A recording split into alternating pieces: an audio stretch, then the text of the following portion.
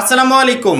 HSC 26 পরীক্ষার্থীদের routine পরিবর্তন হবে আর সেই রুটিনে এইচএসসি 26 ব্যাচ পরীক্ষা দিবে এইরকম চিন্তা ভাবনা আপাতত রুটিন পরিবর্তনের সিদ্ধান্ত না আসা পর্যন্ত ঝেড়ে ফেলে দাও। কারণ কি প্রায় 90% সম্ভাবনা আছে যে রুটিনে কোনো পরিবর্তন শিক্ষা বোর্ড আনতে চাচ্ছে না। আর 10% যে বাকি থাকলো, যদি শিক্ষা বোর্ড কখনো চিন্তা ভাবনা করে দেখে আমাদের বারবার ভিডিও দেওয়ার পরিবর্তে আমরা তোমাদের রুটিন নিয়ে ঝামেলা এটা নিয়ে ভিডিও দিচ্ছি। তোমাদের অ্যাডমিশন পরীক্ষা রেজাল্ট প্রকাশের 1 মাস পর নিতে যাচ্ছে, এইটা নিয়েও ভিডিও দিচ্ছে। অর্থাৎ যেই জায়গা তোমার সমস্যা বলে মনে হচ্ছে এবং তুমি আমাকে জানাচ্ছ যে ভাইয়া এইটা নিয়ে একটু কথা বলেন, নয়তো পরবর্তীতে ঝামেলায় পড়ে যাব। কিছুক্ষণ আগে একজন শিক্ষার্থী ফোন দিয়ে বলতেছে ভাইয়া রেজাল্ট প্রকাশের পরই নাকি অ্যাডমিশন পরীক্ষা, আপনি একটু এটা নিয়ে কথা বলেন। পরবর্তীতে লেট হয়ে গেলে তখন কোনো সিদ্ধান্ত পরিবর্তন আসবে না। পরবর্তীতে আমি তাকে বললাম যে আমরা তো কথা বলছি, আমরা আমাদের জায়গা থেকে কথা বলছি, এখন বাদবাকি সিদ্ধান্ত শিক্ষা বোর্ডের হাতে। শিক্ষা বোর্ড যদি মনে করে যে যে রুটিন দিয়েছি এই রুটিনেই পরীক্ষা দিতে হবে, তাহলে কিছু করার নেই। এই কথা কেন বলছি, রিসেন্টলি তোমরা নিউজ মাধ্যমে দেখে থাকবে এসএসসি পরীক্ষার্থীরা বেঞ্চের উপর পা তুলে জুতা বেঞ্চের উপর উঠিয়ে, আবার অনেকে হাঁটু সমান পানিতে পা ডুবিয়ে তারপরে পরীক্ষা দিচ্ছে। অনেক কেন্দ্রে মোমবাতি জ্বালিয়ে তারা পরীক্ষা দিচ্ছে। এরকম একটা অবস্থা, কিন্তু বোর্ড পরীক্ষা হচ্ছে। সেক্ষেত্রে শিক্ষামন্ত্রী মানে পরিস্থিতি যেমনই হোক পরীক্ষা কিন্তু নিয়েই ছাড়ছে। এখন তোমাদের বেলায় যে এর ব্যতিক্রম হবে এমনটা কিন্তু না, এখানে রুটিন তো মামুলি বিষয়। কেমন একটা পরিস্থিতিতে পরেও এসএসসি 26 ব্যাচের পরীক্ষার্থীরা পরীক্ষা দিচ্ছে আর তোমরা হচ্ছে এইচএসসি 26 ব্যাচ। ওইখানে তো আমার মনে হয় না যে এরকম কোনো ধরনের কোনো নিয়ম থাকবে যে নিয়ম এসএসসি 26 ব্যাচের বেলায় করা নেই। ওদের এমন পরিস্থিতিতেও পরীক্ষা নিচ্ছে, সেক্ষেত্রে তোমাদের বেলায় ব্যতিক্রম নিয়ম আমার মনে হয় না যে শিক্ষামন্ত্রী করবে। এই জন্য তোমাকে এই আগেভাগেই রেডি হয়ে থাকতে হবে, সেটা অ্যাডমিশন পরীক্ষার জন্য হোক বা রুটিন পরিবর্তন ছাড়া হোক। আমরা অপেক্ষায় আছি, আমাদের রুটিন পরিবর্তন হবে, তারপরে সেই রুটিন অনুযায়ী আমরা নিজেকে আবারও নতুন একটা গাইডলাইনের ভিতর নিয়ে রেডি করতে পারবো। আমার মনে হয় এই চিন্তাটা মাথা থেকে ঝেড়ে ফেলা উচিত, মাথা থেকে টোটালি বাদ দিয়ে ফেলা উচিত। আমাদেরকে এই বাস্তবতা মেনে নিতে হবে যে রুটিন উইদাউট চেঞ্জ আমি কিভাবে বোর্ড পরীক্ষার জন্য একটা ভালো প্রিপারেশন নিতে পারি। ইতিমধ্যে আমরা বাংলা প্রথম পত্র নিয়ে একটা সুন্দর ভিডিও আপলোড করেছি, গাইডলাইনমূলক ভিডিও, দেখেছো তো? কোনো এইচএসসি 26 পরীক্ষার্থীর শরীরের রক্ত যদি গরম হয়, সে যদি মনে করে যে না আমি চ্যালেঞ্জ নিলাম, সোহেল ভাইয়া যে চ্যালেঞ্জটা দিয়েছে ওই ক্লাসে আমি ওই চ্যালেঞ্জটা গ্রহণ করলাম, 4 দিন সময় আমি হাতে নিলাম, এই 4 দিনই আমার জন্য যথেষ্ট। বাংলা প্রথম পত্র টোটালি আমার হাতের মুঠোয় থাকবে, পুরো সিলেবাসটা আমার হাতের মুঠোয় থাকবে, এরকম চ্যালেঞ্জ তুমি নিতে পারো না? তুমি একজন এইচএসসি স্টুডেন্ট, আমি বারবার করে মনে করিয়ে দিচ্ছি এইচএসসির সার্টিফিকেট খুবই গুরুত্বপূর্ণ আমাদের লাইফের জন্য। অ্যাডমিশন পরীক্ষায় যাও, একটা চাকরির ক্ষেত্রে যাও, যে কোনো জায়গায় যাও, তোমার এসএসসি সার্টিফিকেট মূল্যায়নটা আস্তে আস্তে কমে গেলেও এইচএসসি পর্যায়ে সার্টিফিকেটের মূল্যায়নটা থাকবে অন্যরকম। তুমি এসএসসিতে যত সহজে ভালো রেজাল্ট করতে পেরেছো, এইচএসসি পর্যায়ে তুমি সেরকম ভালো রেজাল্ট করতে পারবে না। কারণ কি এইচএসসি আর এসএসসি দুইটাই হচ্ছে আকাশ পাতাল তফাৎ। একটা এসএসসি পরীক্ষার জন্য 1 মাস আগেও যদি কোনো শিক্ষার্থী মনে করে আমি টানা 1 মাস পড়াশোনা করে বেস্ট একটা প্রিপারেশন নিব, সে নিতে পারে। একটা এইচএসসি পরীক্ষার জন্য 3 মাস আগেও যদি মনে করে যে আমি অর্ধেক সাবজেক্ট কমপ্লিট করব টানা প্রিপারেশন নিয়ে, তার জন্য কষ্টকর হয়ে যায়। সেক্ষেত্রে আমরা কখনো এই দুইটা বোর্ড পরীক্ষাকে একত্রে মিলাতে পারি না। এইচএসসি মাস্ট বি ইম্পর্টেন্ট আমাদের লাইফের জন্য, আমাদের সকল সেক্টরের জন্য।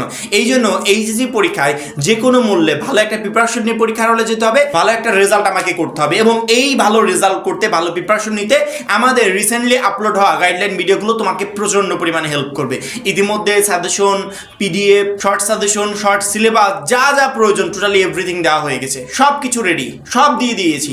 এখন আমি প্রত্যেকটা সাবজেক্টের আলাদা আলাদা করে সাবজেক্ট ওয়াইজ গাইডলাইনমূলক ভিডিও আপলোড করছি এবং একটা করে চ্যালেঞ্জ শিক্ষার্থীদের ছুড়ে দিচ্ছি। তোমাকে আমি বাংলা প্রথম পত্রের 4 দিনের একটা চ্যালেঞ্জ ছুড়ে দিয়েছি। কোনো শিক্ষার্থী যদি শরীরটা যদি টকবকে থাকে যে আমি এই 4 দিনের চ্যালেঞ্জ গ্রহণ করলাম, দেখি তো এই 4 দিনে কি হয়। 4 দিন পরে সে আমাকে বলতে হবে যে ভাইয়া ধন্যবাদ, 4 দিনের চ্যালেঞ্জ গ্রহণ করেছিলাম, এখন আমি বাংলা প্রথম পত্রে আগে তেমন একটা প্রিপারেশন না নিলেও এই 4 দিন পরে সে আপনার কথা মতো পড়েছি, আপনার গাইডলাইন মতো পড়েছি, 4 দিনে আমি একটা বেস্ট প্রিপারেশন নিয়েছি। ইনশাআল্লাহ এই প্রিপারেশনে বাংলা প্রথম পত্রে আমি এই প্লাসটা কনফার্ম করতে পারবো। এইভাবে বাংলা দ্বিতীয় পত্র, ইংরেজি প্রথম, ইংরেজি দ্বিতীয় পত্র, তারপরে আমাদের আইসিটি আছে, আদার্স যতগুলো গ্রুপ সাবজেক্ট আছে প্রত্যেকটা সাবজেক্টের জন্য আমি আলাদা আলাদা করে একটা চ্যালেঞ্জ রেডি করে দেবো, একটা গাইডলাইন রেডি করে দেবো, কি কি পড়তে হবে লাস্ট মোমেন্টে সেগুলো আমি বলে দেবো। তোমাকে ওইগুলো শেষ মুহূর্তে পড়তে হবে, কমপ্লিট করতে হবে, পরীক্ষার জন্য বেস্ট প্রিপারেশন নিতে হবে। আমি এতটুকু গ্যারান্টি দিয়ে বলতে পারি আমাদের ওই ভিডিওগুলো, আমাদের আমাদের ওই চ্যালেঞ্জগুলো যারা একসেপ্ট করবে সে অনুযায়ী কমপ্লিট করবে, ইনশাল্লাহ আপাতত ওই সাবজেক্টের পুরো সিলেবাস তার হাতের মুঠোয় থাকবে।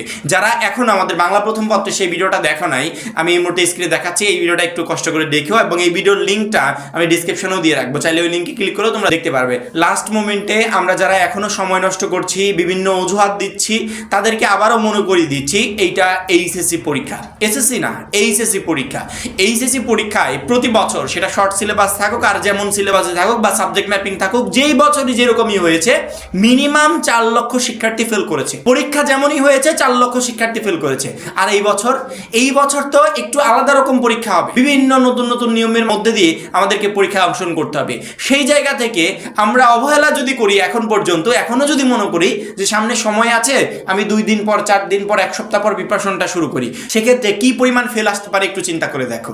এসএসসিতে ইংরেজিতে প্রতি বছর লক্ষ লক্ষ শিক্ষার্থী ফেল করে, মানে সবচেয়ে বেশি ফেল করে ইংরেজিতে। ইংরেজির মেইনলি প্রবলেম হচ্ছে গ্রামার। আমরা ইতিমধ্যে গ্রামারের 5 থেকে 6টা ক্লাস অলরেডি আপলোড করে দিয়েছি। ওই 6টা ক্লাস কেউ যদি করে, ইংরেজি গ্রামার তার কাছে একদম পানির মতো সহজ হয়ে যাবে আপাতত ওই টপিকে। ইনশাআল্লাহ পরীক্ষার আগ মুহূর্তে আমরা প্রত্যেকটা টপিকের এইভাবে তোমাদের ক্লাস দিয়ে দিব, যেগুলো তোমাকে ইংরেজি দ্বিতীয় পত্রে একটা বেস্ট প্রিপারেশন নিতে সহযোগিতা করবে। বিশেষ করে আমাদের এই ক্লাসগুলো যারা করবে তাদের আপাতত এই ফেলের লিস্টে পড়তে হবে না। প্রতি বছর ইংরেজিতে ফেল হয়, আপাতত 26 সালে তাকে ফেলের লিস্টে পড়তে হবে না। মাস্ট বি আমাদের ওই ক্লাসগুলো ইউটিউব থেকে খুঁজে বের করে করে তোমাকে করতে হবে। আর যারা আমাদের 310 টাকার কোর্সে যুক্ত আছে, ওইখানে তো আমরা ক্লাসগুলো দিয়েই দিচ্ছি। সেক্ষেত্রে আমার মনে হয় আমাদের এই গাইডলাইনগুলো, সাজেশনগুলো, পিডিএফগুলো, আমাদের এই ক্লাসগুলো যথেষ্ট তোমাকে প্রত্যেকটা সাবজেক্টে ভালো প্রিপারেশন নিয়ে দেওয়ার জন্য, পরীক্ষায় ভালো রেজাল্ট করিয়ে দেওয়ার জন্য। আমার মনে হয় প্রত্যেকটা শিক্ষার্থীরই কন্টিনিউয়াসলি আমাদের গাইডলাইনগুলো একের পর এক আমরা যখনই যেটা আপলোড করি সেটা ফলো করা উচিত এবং পরীক্ষার জন্য ভালো একটা প্রিপারেশন নেওয়া উচিত। লাস্ট মোমেন্টে জাস্ট এতটুকুই বলবো, রুটিন পরিবর্তন হবে সেই আশায় অপেক্ষা না করে রুটিন পরিবর্তনের আশা ছেড়ে দিয়ে কিভাবে প্রস্তুত হতে হবে, প্রিপারেশন নিতে হবে, সেই বিষয়টা একটু মাথায় রাখো আর সেই অনুযায়ী তোমরা প্রিপারেশন নেওয়ার চেষ্টা করো। কারণ কি, বর্তমান যে পরিস্থিতি দেখছি সেক্ষেত্রে রুটিন পরিবর্তনের সম্ভাবনাটা খুবই কম। তারপরেও কিঞ্চিত পরিমাণ সম্ভাবনা আছে, আমরা কথা বলছি।